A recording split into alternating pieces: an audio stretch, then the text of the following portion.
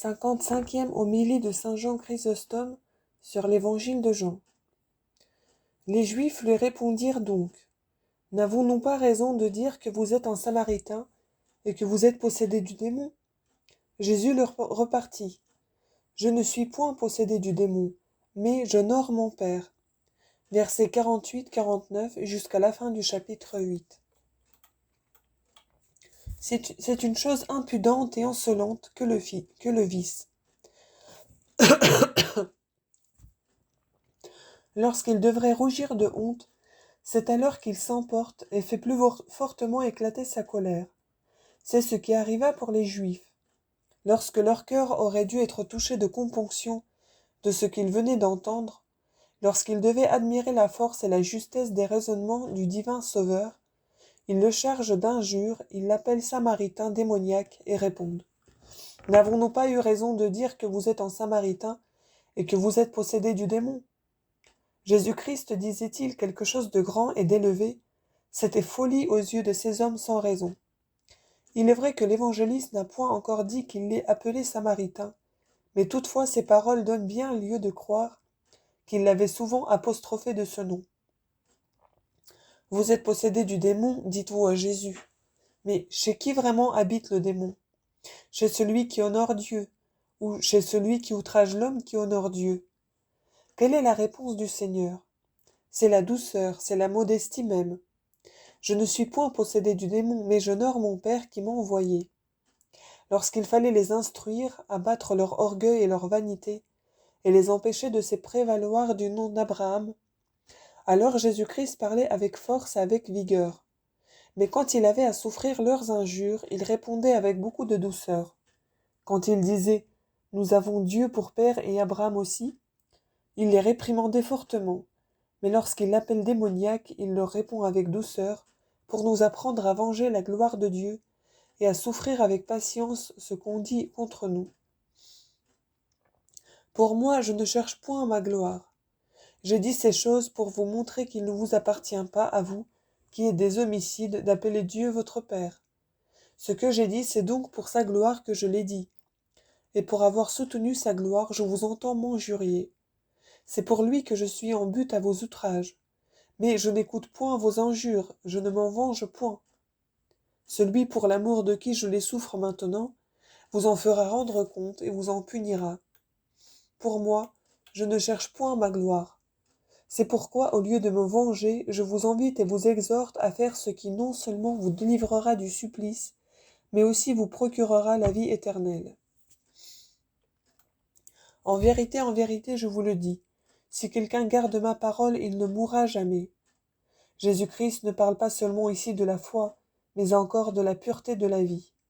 Et plus haut, il a dit : il aura la vie éternelle. Il dit ici : il ne mourra point, et en même temps, il insinue que ses ennemis ne peuvent rien contre lui.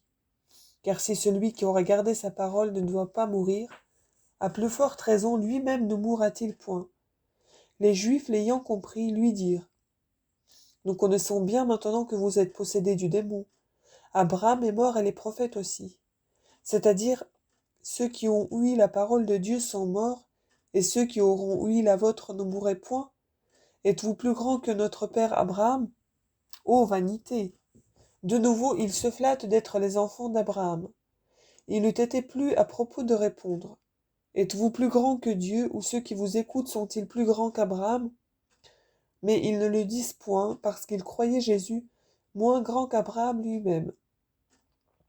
Premièrement, donc, Jésus leur montre qu'ils sont des homicides, et par cette raison, il leur prouve qu'ils sont déchus de leur prétendue filiation.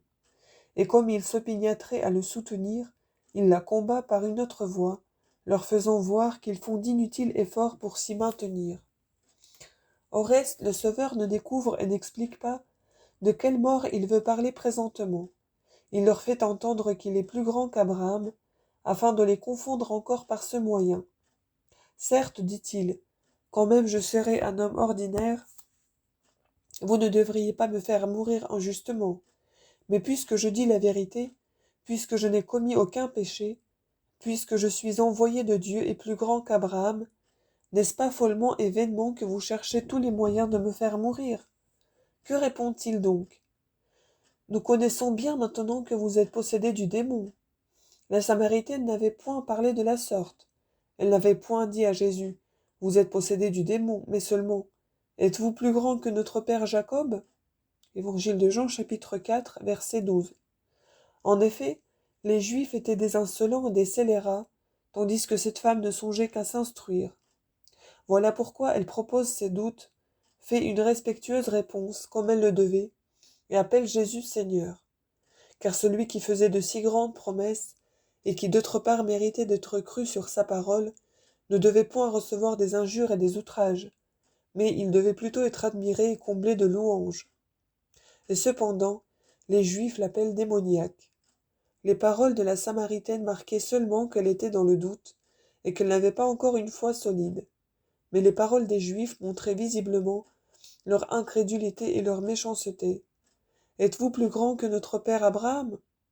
Être donc envoyé de Dieu, voilà déjà ce qui le rend plus grand qu'Abraham.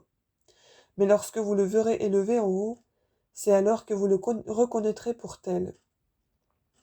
Voilà pourquoi le Sauveur disait, « Lorsque vous m'aurez élevé en haut, alors vous connaîtrez qui je suis. » Évangile de Jean, chapitre 8, verset 28.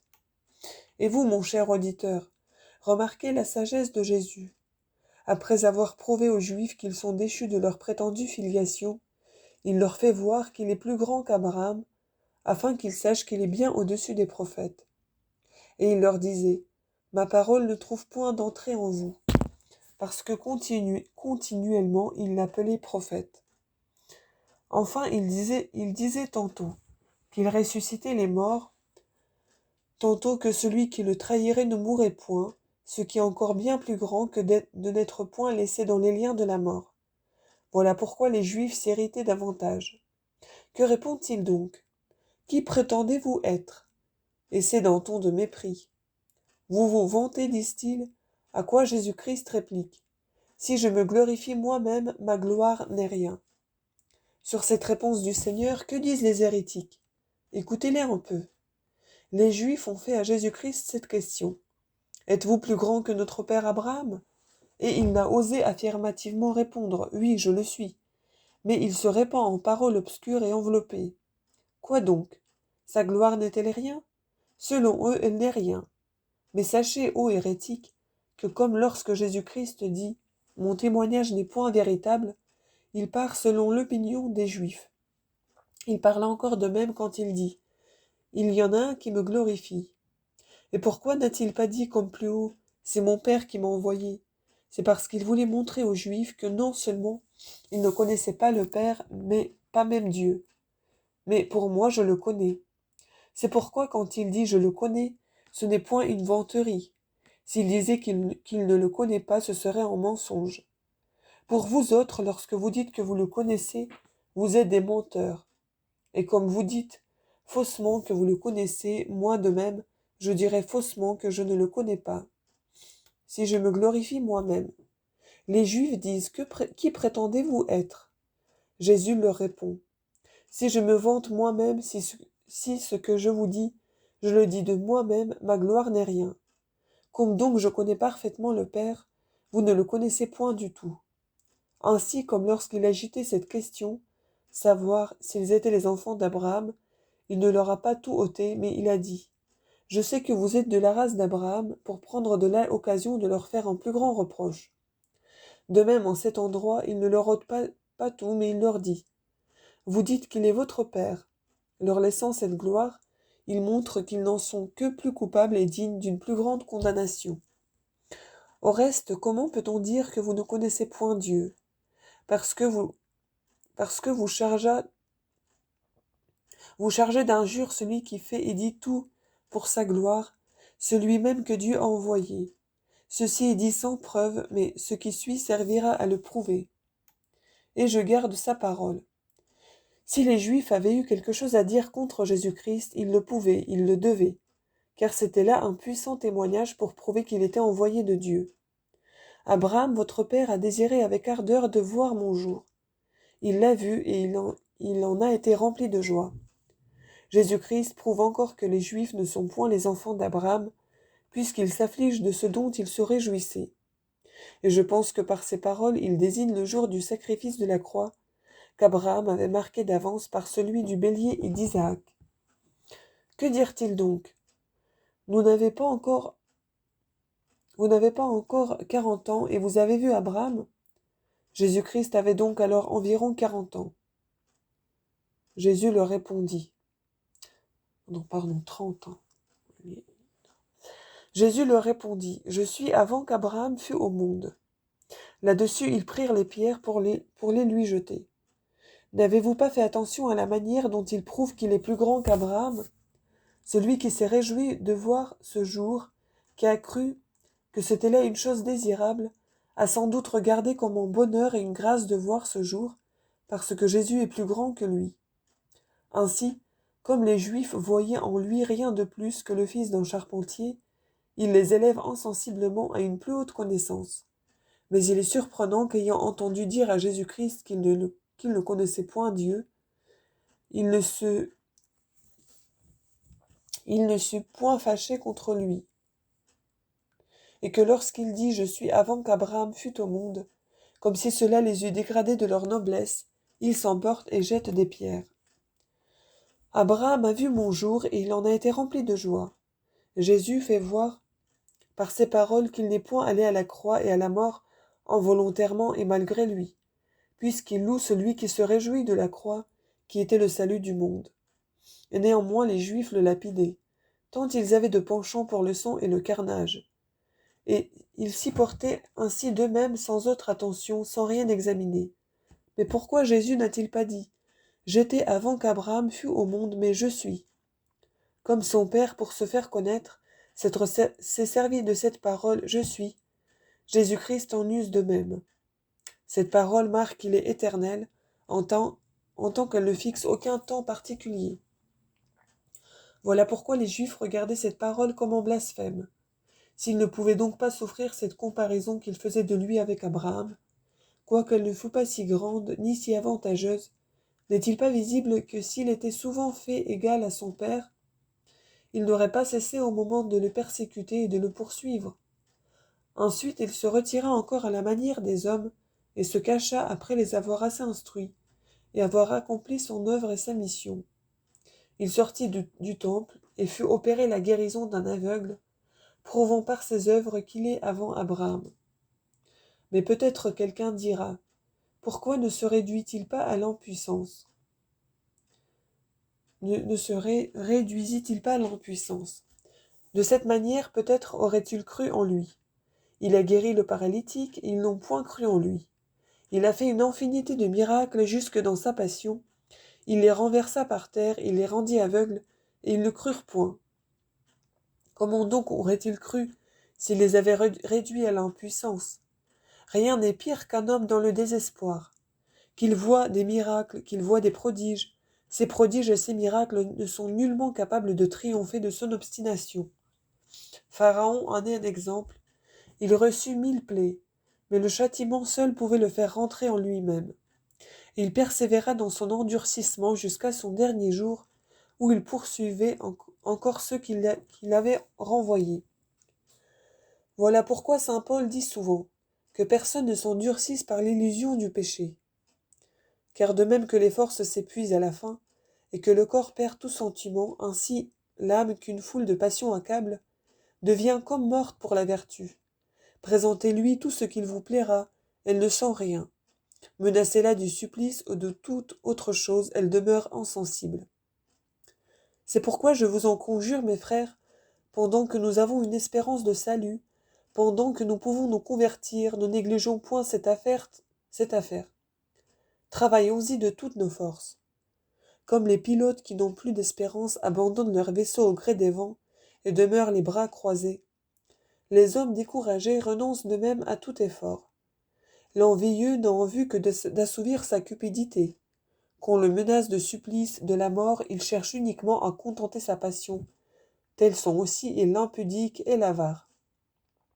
Si donc les passions exercent sur l'âme un si puissant empire, la vertu doit déployer bien plus de force.